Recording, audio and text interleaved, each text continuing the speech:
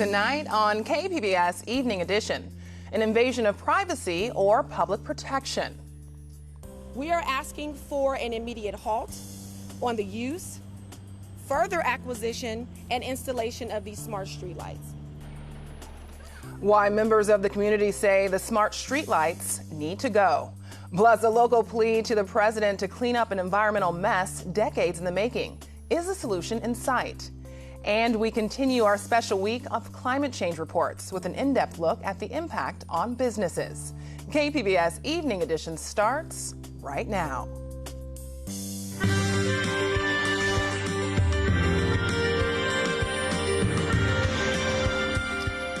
Good evening. It's Tuesday, September 17th.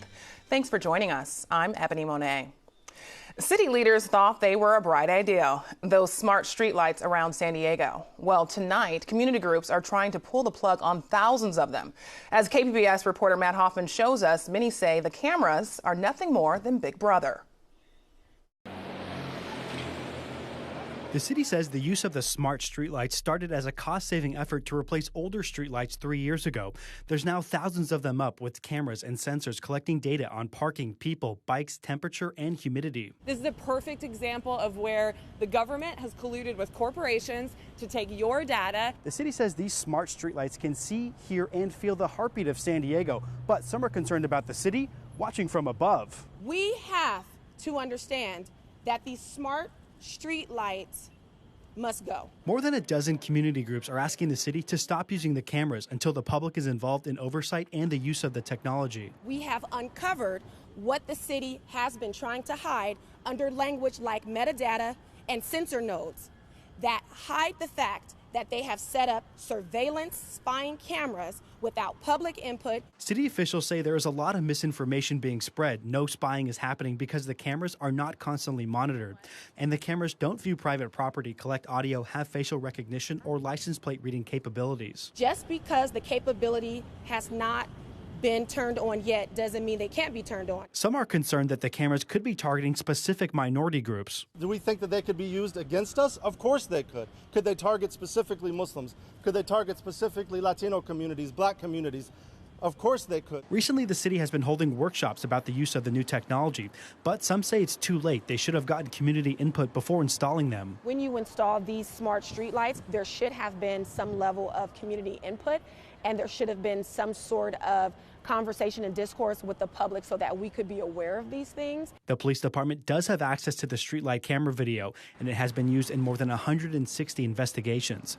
Matt Hoffman, KPBS News. It's official. San Diego is breaking away from SDG&E to form its own energy provider.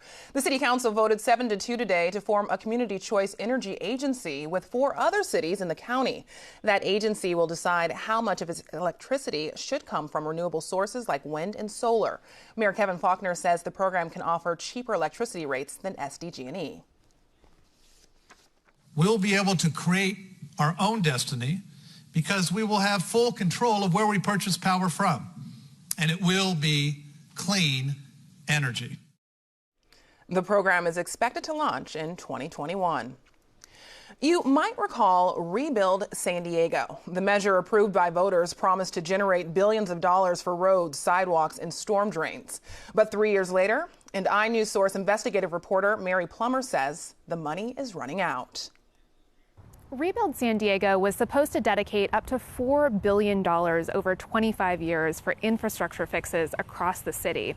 Instead, just $59 million has been spent or budgeted in the first 3 years to fix roads, sidewalks, bridges, and other repairs across the city. And city budget documents show that by the summer of 2022, the money will run out. City Councilman Mark Kersey is considering a run for mayor next year. He was the face of the ballot measure in 2016, and he knows it hasn't lived up to expectations. But it has provided funding for some repairs, including at the Rancho Penasquitos Library. That's real money. You know, it's obviously, it's just putting a dent in the overall $1 billion+ problem, but it is real money. Money that's also gone for the new West Mission Bay Drive Bridge and improvements at the 94 and Euclid Avenue interchange. But critics insist Rebuild San Diego's funding was always suspect. The money was to come from increases in property and sales tax revenues and potential pension savings. So far, the sales tax and pension pots have provided nothing, and the property tax revenues stop in a few years. It's all based on projections, right? And so that's why, we are very careful to say, up to, based on current data, et cetera, because obviously the economy changes. Kira Green from the Center on Policy Initiatives, which opposed the measure, says it was troubled from the get-go.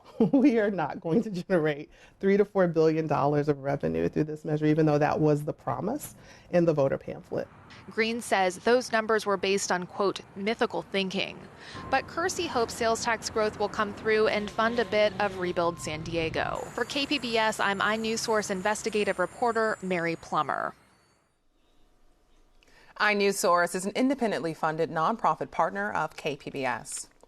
San Diego is making progress addressing untested rape kits. According to the district attorney's office, in the last year and a half, nearly 1,700 untested rape kits have been sent to an independent lab for testing.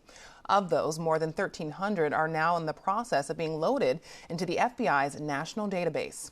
DA Summer Steffens says the results could lead to new investigations. South Bay politicians and clean water advocates are calling on President Trump to do something about the cross-border sewage problem. More than 120 million gallons of wastewater has crossed the border in the past 2 weeks, polluting the ocean in the South County. Imperial Beach Mayor Serge Dedina calls that unacceptable, and he says he wants the president to do something about it. The president's budget needs to include money to fix this issue, and Mexico needs to step up to the plate and immediately fix all the broken infrastructure. I just met with the new head of the sewer agency, incoming head of the sewer agency last week, and he admitted that this entire system is broken, it's fallen apart, and there's no one to fix it. And that's why we've been seeing these consistent spills during dry weather. Dedina says the EPA needs money to help Mexico fix its sewer system, and the U.S. needs to spend money on a better diversion system to capture pollution flows. All this week, KPBS is joining hundreds of news organizations from across the globe to confront the realities of climate change. We'll be bringing you a wide array of topics and information. Tonight, KPBS's Eric Anderson examines how climate change is affecting a local seaside business. Andrew Chang stands on a small floating pier in a San Diego lagoon. Well, you want to take a closer look. Chang works at the Carlsbad aqua farm.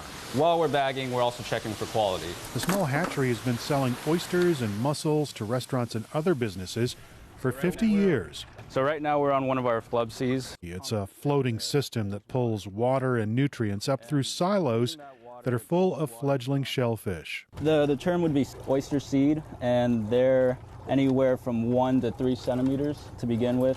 When I pull these up, you'll see that they're, 5 or 6 at this point. When these oysters get big enough, they'll be placed in square plastic trays stacked 10 high.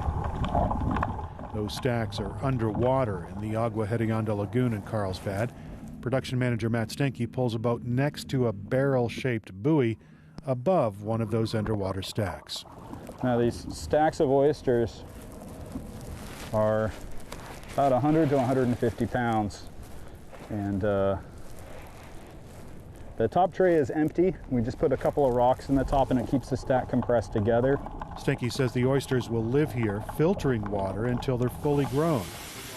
The last stop is a few days of rinsing in a nearby building, and then they're packed for market.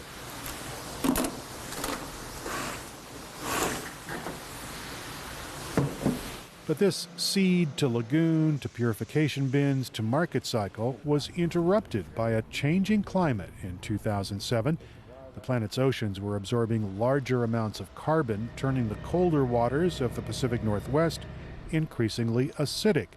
Unfortunately for oyster growers, that's where all of their seed stock was grown. When ocean acidification hit the Pacific Northwest, they were reporting a 90 to 95% failure in their normal production. And you ended up with a lot of farmers who had open space to grow things and they were unable to buy seed.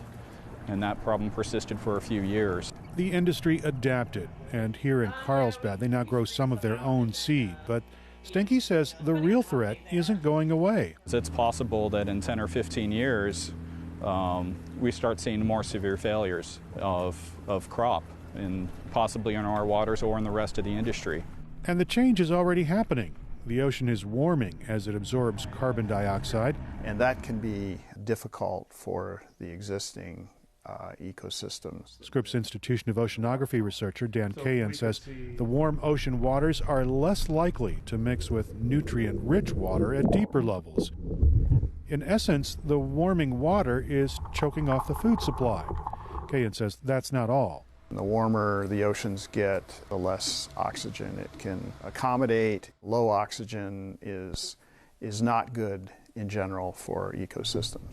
As the ocean draws in more carbon from the atmosphere, Cahan says it's also changing the chemistry of the water. The acidity in the ocean has increased by about 30%, and that makes it more difficult for calcareous, shelled, and skeletal parts of the kind of baseline for the food chain to develop. Though the changes and their impacts will be gradual, Carlsbad Aqua Farm CEO Thomas Grimm is already working to prepare. The alarm for me is that it's changing faster than in some aspects that nature can keep up with, because nature adapts, and it adapts as it can, but sometimes it's going faster than wildlife and marine life can keep up with, so the spaces where they're familiar with surviving or adapted to no longer are available for them. Grimm wants to keep his business from being overwhelmed by changes in the ocean ecosystem. Part of that solution is under the buoys that are just over his shoulder. Those are our research floats. There's both ball floats and barrel floats, but underneath them are families of oysters in different configurations. Some are very small groupings in specialized cages from Australia, and they're used to grow out selectively bred oysters from a research project at USC. Grimm says oysters have survived other ecological upheavals, and he says finding and breeding those resilient species is important. He says the changing ocean will change the business. So you have to be ahead of what's going on, and then have enough resilient stock that is adapted to the changing chemistry, as you point out. And while this business is fine now, there is concern about the future, and that future is dealing with climate change. Eric Anderson, KPBS News. And no one will feel the impacts of climate change more than our children. We spoke to a 14-year-old from Mountain View named Rae Abdallah about the issue. I don't think there's really anything more important than climate change and global warming, because it could impact us today, 30 years. It can happen anytime. It doesn't scare me. It feels just like it feels like I'm learning. But also being in dialogue while talking about something that I believe shouldn't be happening. Our special climate change coverage continues all week. Tomorrow we take a look at the spike in National Guard deployments for natural disasters. From high temperatures to a sudden cool down, is fall coming early? Well, not based on today's heat. Meteorologist Erin Calandra has our forecast. It is quiet around here in San Diego County, slowly getting cooler. We were in the 80s, and now our temperatures are dropping back down into the 70s, a bit cooler each day. We do have an onshore flow, so we're seeing more clouds now in the morning, of course, breaking up for that sunshine by the afternoon.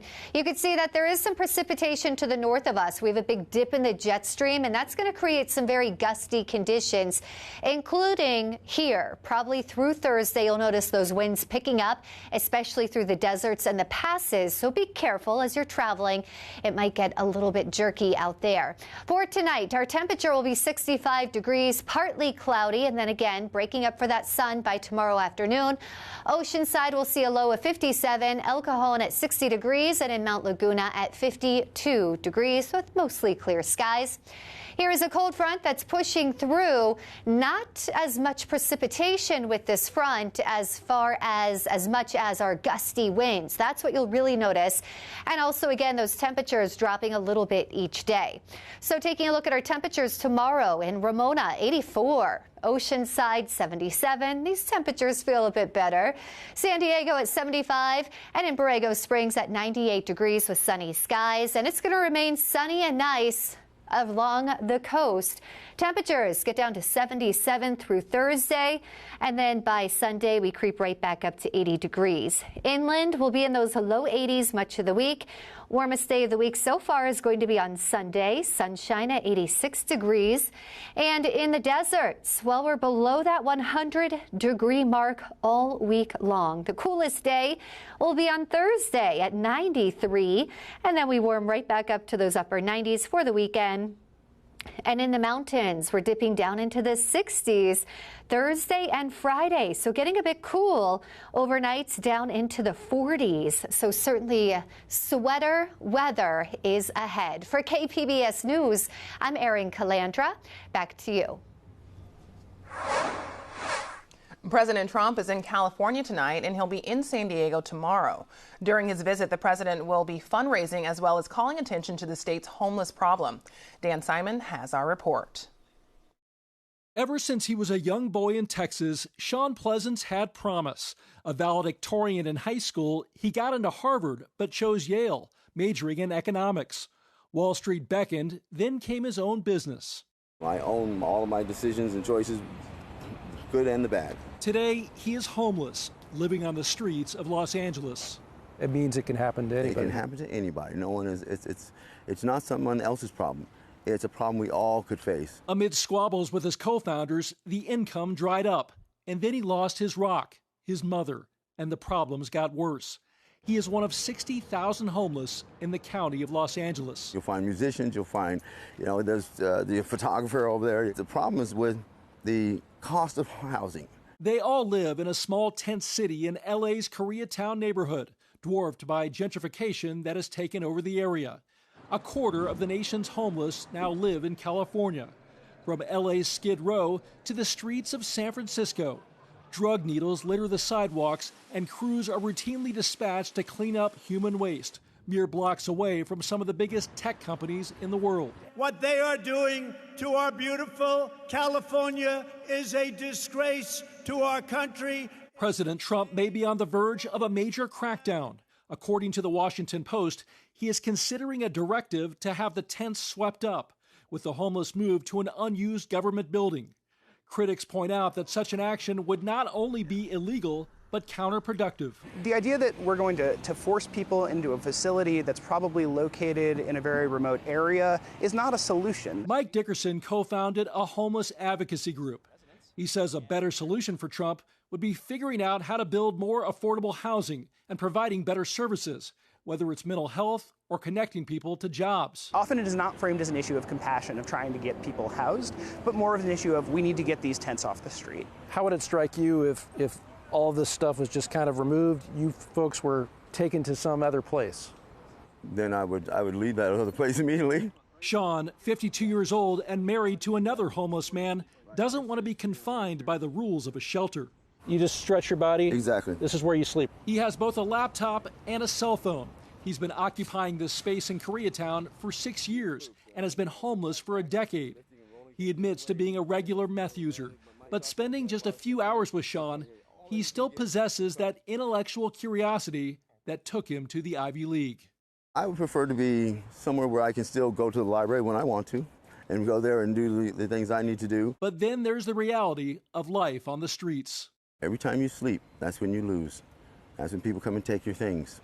I'm a heavy sleeper. I lose a lot. Wow. That was Dan Simon with CNN. KPBS will be covering President Trump's visit to San Diego tomorrow. Make sure to tune in to Morning Edition, Midday Edition, and Evening Edition for details. 3 border wall projects are being scrapped due to lack of funding. The 20 miles of 30-foot-high barrier in California and Arizona were supposed to be paid for with some of the $2.5 billion allocated for fencing. When the cost of the barrier was estimated to be less than expected, the leftover funds were earmarked to fund 20 additional miles. Now the Defense Department says there's actually not enough money for the add-on projects. It's the 12th year for the National Veterans Summer Sports Clinic. KPBS military reporter Steve Walsh is out there now. Steve, please tell us about the event. Well, Ebony, yeah, we're out at the Wyndham Hotel here. They're just wrapping up for the day. This is the VA Summer Sports Clinic. They've been here for 12 years. And we've got veterans from around the country. Some of them are experts. A lot of them are trying things for the first time. We've got a bunch of vets here. We're going to talk to them in a second. But first, earlier in the day, I went out and sort of toured some of the contests that were going on. This is fantastic. You know, people mean well, but a lot of them, if they haven't been there, don't entirely understand what you've gone through. And to be able to hang out with folks that have been there, done that, and get it is huge. Go out and talk to the fresh people, the new people. People don't know if they can ride a bike. And you go and you talk to them, and they can let them see what they can do if they put in some hard work. I did the Soldier Ride, which was awesome in Miami and Key West. And prior to that, I hadn't been on a bike in over 35 years. So they work with you, you just take your time, and you will get through it. And there's everybody here to cheer you on and make sure you get through it. And that was Natalie Constance Green from New Jersey. She's an Army veteran, and she has PTSD. She was mainly that was my fault. Natalie Constance Green from New Jersey is an Army veteran. She has PTSD. She's mainly a runner, just starting out. And then we had Stephen Pease from San Diego. He's a Navy veteran and a cyclist. He's quite accomplished. He had a stroke, but now he teaches other people how to get back in the swing of things. We also had Aaron Anderson from Spokane, Washington with a kayak there. He's an Army veteran. He had a TBI and traumatic brain injury from his time in Afghanistan. We've got with me here the head of the VA Summer Sports Clinic, Danny Tossenrud. He's the director here. 12th year. Why do you guys keep coming back to San Diego? Well, one, we couldn't find one of the more beautiful and supportive communities around the country. Hosted by the VA San Diego healthcare system, we bring in a group of our great vets this year. We have 126 veterans from across the country where we're using sports and recreation throughout San Diego to try to improve lives. All right, so try to improve lives, coming back here every year. Let's go to some of the veterans here and talk.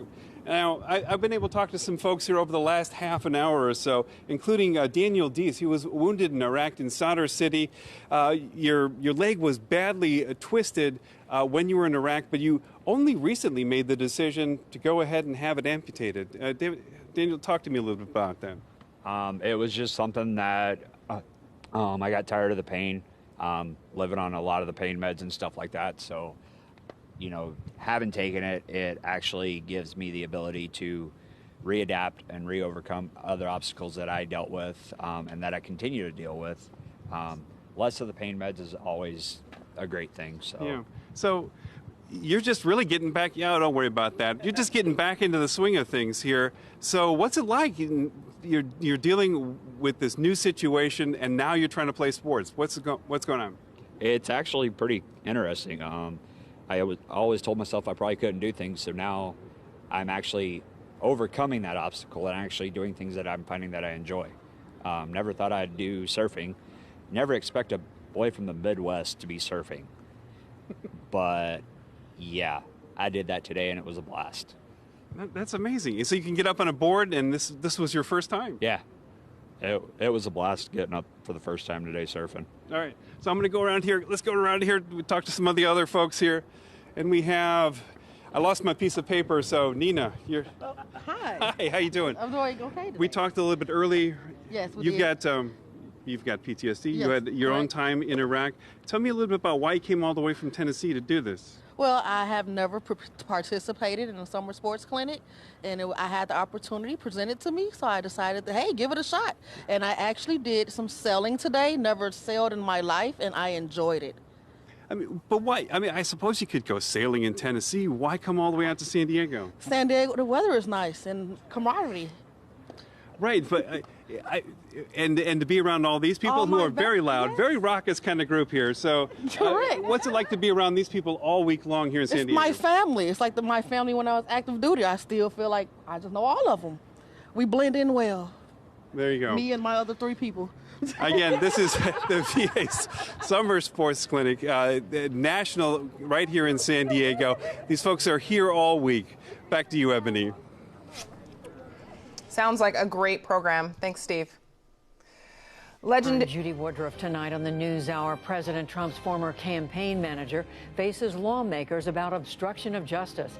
Coming up at 7 after Evening Edition on KPBS.